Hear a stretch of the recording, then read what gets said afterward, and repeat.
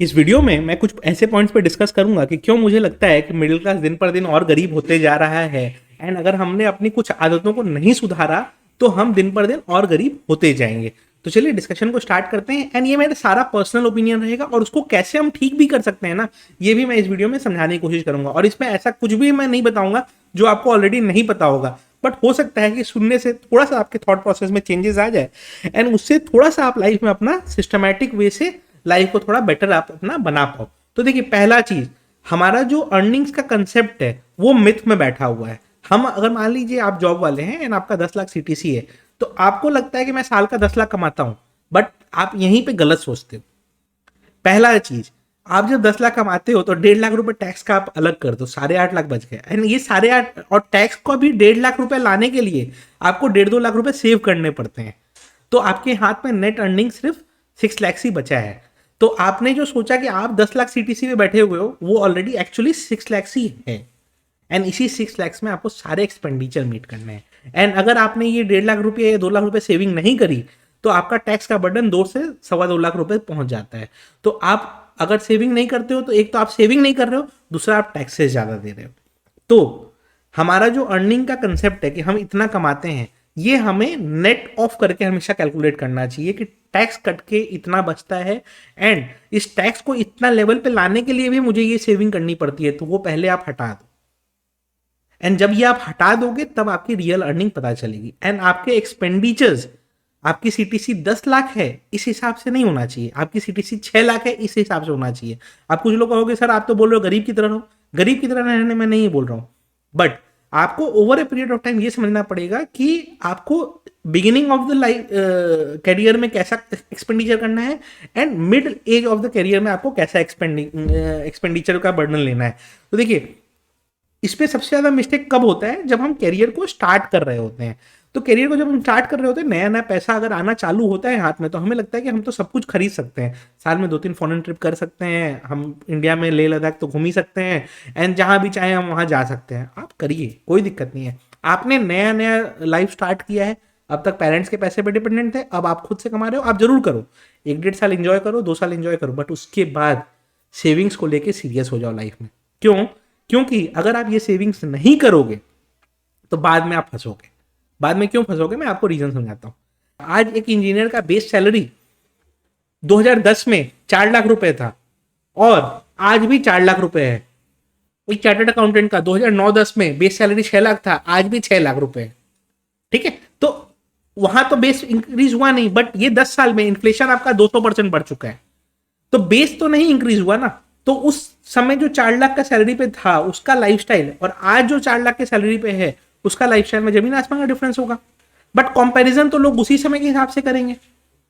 तो यहां पे दिक्कत आ रही है। तो इन्फ्लेशन एक आपको मार कर रहा है, दूसरा चीज ये कर रहा है। तो एट द एंड हमें करना क्या है, हमें एट द एंड प्रॉब्लम्स तो हमें पता है, सोल्यूशन कैसे निकालेंगे। तो सोल्यूशन ये निकालना है कि हमें पहले कोई भी एक्सपेंडिचर करने के पहले ये समझ लेना है कि ये क्या हमारे लिए जरूरी है।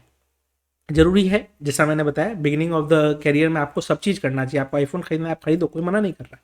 आपको घूमने जाना है घूमो, बट उसके 1-2 साल बाद आप सीरियस हो जाओ। ठीक है, क्यों? क्योंकि उसके बाद आपको टाइम नहीं मिलेगा सीरियस होने का। एंड वही जो 1-2 साल आपने एंजॉय किया ना, वही आपका रियल एंजॉयमेंट है। उसके बाद आपको एंजॉय करने भी लाइफ में नहीं मिलेगा।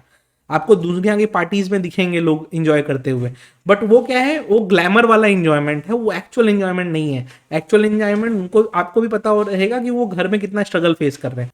अभी जैसा मैंने बताया कि अगर आप 10 लाख रुपए अर्न करते हो तो उसमें से 1.5-2 लाख रुपए आप टैक्स पे दे देते हो। ठीक है, कोई दिक्कत नहीं है। ये टैक्सेशन बर्डन आपके इनकम के संग बढ़ते जाता है। जो 1 करोड़ कमाता है वो 40 लाख रुपए टैक्स देता है, बट आपके इनकम के संग आपका एक्सपेंडिचर का पेस बढ़ते जाएगा। प्लस एवरी ईयर इन्फ्लेशन भी बढ़ते जाता है 7 से 10%। तो आज से फॉर एग्जांपल आप बॉम्बे में रहते हो, बैंगलोर में रहते हो, दिल्ली में रहते हो, जो रेंट आप 10,000 पे कर रहे हो, 10,000 में तो बॉम्बे में चलिए कुछ नहीं मिलता है, बट मान लो आप रेंट 10,000 पे कर रहे हो तो वो अगले साल 11,000 होने वाला है।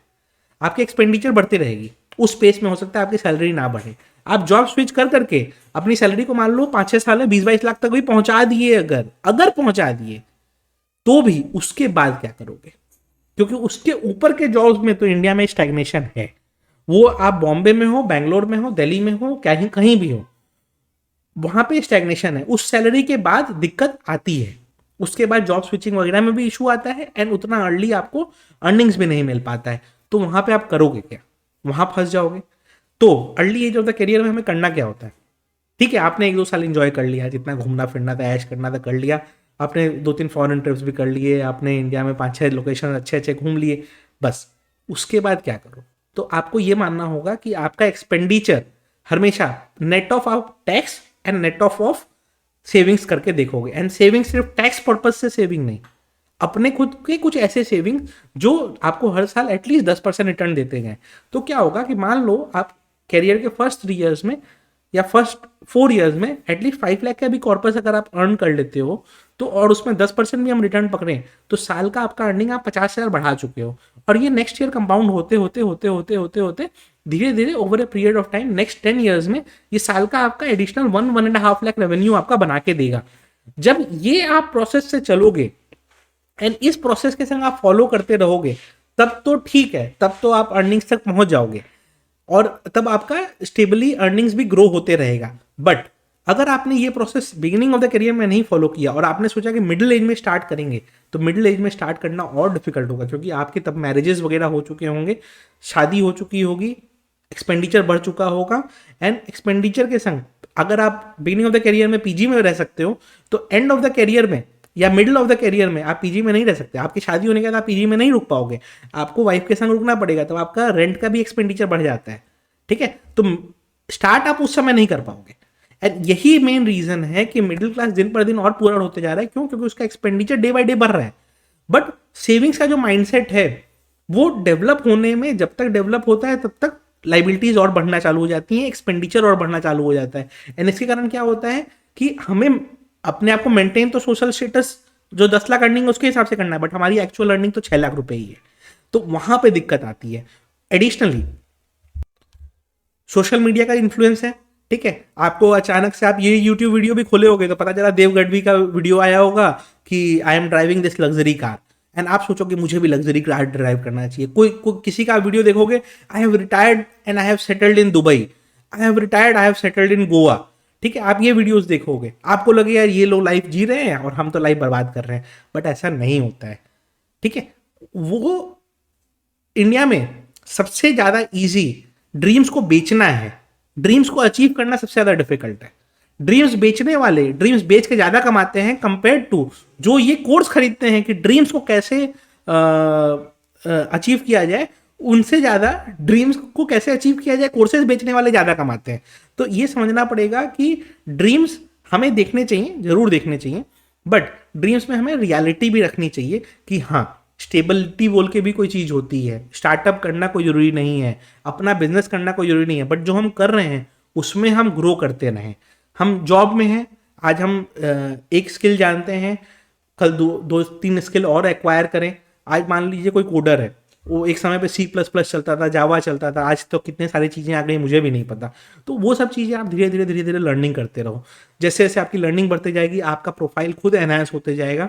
प्लस मूनलाइटिंग का जो इतना डिबेट चल रहा है, अगर आप सीख जाओगे, से फॉर एग्जाम्पल आप सीख गए, तो आप अपने कंपनी में जो जॉब कर रहे हो वो तो कर रहे हो, उसके साथ साथ आप फ्रीलैंसिंग का भी 1-2 कोई काम कर सकते हो, ठीक है। तो फ्रीलैंसिंग आप कर सकते हो तो आपकी अर्निंग बढ़ती है। आप ऐसे चीज़ों में अपने आप को लगाओ जहां पे आप अर्निंग्स बढ़ा सको। अगर आप अर्निंग नहीं बढ़ाते हो और एक्सपेंडिचर आपका बाय डिफॉल्ट बढ़ता है, क्यों? क्योंकि जब आप early age of the career में हो, आपके पेरेंट्स भी यंग हैं, जैसे जैसे आप आगे बढ़ते जाओगे आपके पेरेंट्स का भी एज बढ़ते जाएगा, मेडिकल एक्सपेंडिचर बहुत बढ़ते गया है, तो दिन पर दिन आपका एक्सपेंडिचर बढ़ना है। अगर आप अपने स्किल्स को नहीं अपग्रेड करते हो, आप अपने अर्निंग्स को नहीं अपग्रेड करते हो, तो आप कभी ना कभी एक ट्रैप में फंस जाओगे। एंड वही चीज आज सिचुएशन हो रही है, क्योंकि इंडिया में मिडिल क्लास का बूम होना 90s में जब हमने इकोनॉमी को ओपन किया उसके बाद मिडिल क्लास बूम करना चालू हुआ, क्योंकि वहीं पे हाई पेइंग कॉर्पोरेट जॉब्स वगैरह आना चालू हुए, वहीं से मिडिल क्लास का अपलिफ्टमेंट चालू हुआ। बस वही मिडिल क्लास आज जब नेक्स्ट जनरेशन को पास ऑन कर रहा है अपना, तो नेक्स्ट जनरेशन उस बर्डन को, उस लाइफस्टाइल के बर्डन को नहीं मैच कर पा रहा है। क्यों? क्योंकि आपके पेरेंट्स ने जो लाइफस्टाइल आज बना के आपको दिया है वो उनकी सेविंग्स के कारण था, बट आपने जब अपना स्टार्ट किया तो आपको सेविंग्स करना पता ही नहीं है। इसके कारण क्या हो रहा है कि दिन पर दिन बर्डन हमारा बढ़ते जा रहा है। एंड इंडिया का अगर आप देखोगे तो पर कैपिटा सेविंग दिन पर दिन डिक्लाइन कर रहा है। पता है क्यों? जो मिडिल क्लास पहले मिडिल क्लास था, आज वो रिटायरमेंट के एज पे पहुंच चुका है। अगर वो रिटायरमेंट के एज पे है तो वो अपना एक्सपेंडिचर खाली कर रहा है। एंड यंग मिडिल क्लास का तो अर्निंग्स ही इतना कम है कि वो क्या कमाएगा। तो ये सब जो फालतू dream selling and all that होता है ना, इससे दूर रह के रियल वे में, रियल सेंस में अपना करियर बनाने की कोशिश करो। करियर में जो भी स्किल्स आपके पास हैं उसको आप ग्रो करने की कोशिश करो। मैं ये नहीं कहता हूँ 10 स्किल एक्वायर करो कि कोई कोडर है तो वो फाइनेंस भी सीख ले, नहीं। आप कोडिंग में ही देखो कि दुनिया में और क्या डेवलपमेंट चल रहा है।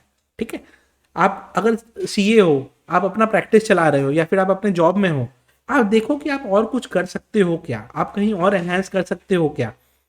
तो स्किल्स इस तरह के एक्वायर करो आप कि जिससे आपका थोड़ा सा अपलिपमेंट हो और धीरे धीरे आप अपनी अर्निंग्स को बढ़ा पाओ। और ये चीज आपको सब लोग बताएंगे। प्रॉब्लम इज कि सॉल्यूशन यही है, आपको ही एफर्ट देना पड़ेगा। एंड कभी भी ये मत सोचिए कि there is a process to get rich.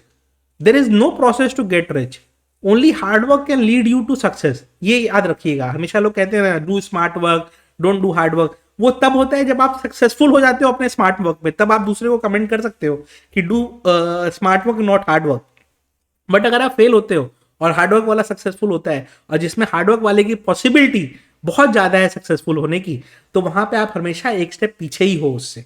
ठीक है, तो हमें दिन पर दिन गरीब जो हो रहे हैं हम, वो होना नहीं है। हमें कोशिश ये करनी है कि अपनी स्पेंडिंग को हम पहले टैक्सेशन, इन्फ्लेशन और सेविंग्स को हटा के हम देखें कि हमारा अर्निंग्स कितना है, एंड उस अर्निंग्स में से हमको सेविंग्स अपना डिराइव करना चाहिए। जस्ट बिकॉज हम ऐसा नहीं रह सकते, या हम ऐसा नहीं मेंटेन कर सकते, या हमें ऐसा मेंटेन करना जरूरी है, इसके लिए आप अपना एक्सपेंडिचर को बढ़ाओ मत अननेसेसरी। नहीं तो फिर क्या है, आप एक ट्रैप में फंस जाओगे और वो ट्रैप आपको और गरीब दिन पर दिन बनाते जाएगा। मेरे काफ़ी ऐसे फ्रेंड्स हैं जिनका 25-25, 30-30 लाख रुपए सीटीसी है, और फिर भी उनके लोन्स और ईएमआईज खत्म नहीं होते हैं। महीने की सैलरी घुसती है, 50% उनके ईएमआईज और क्रेडिट कार्ड बिल्स में चले जाते हैं। तो उस तरीके का भी लाइफस्टाइल नहीं लाना है कि आप 25-30 लाख रुपए साल का सीटीसी में बैठे हुए हो और फिर भी आप स्ट्रगल कर रहे हो, और आप आए दिन किसी को बोलते हो भाई 2 लाख रुपए दे दे, भाई 1 लाख रुपए दे दे। तो उस स्ट्रगल में भी नहीं फंसना है अपने को। अपने आप को ऐसा लाइफस्टाइल में रखना है कि हम उसके ऊपर ना चले जाएं, एंड दिन पर दिन ये शो ऑफ के कारण हम गरीबी जो बना रहे हैं, वो गरीबी में भी हम ना पहुंचे। वीडियो अच्छी लगी हो तो लाइक कर दीजिएगा।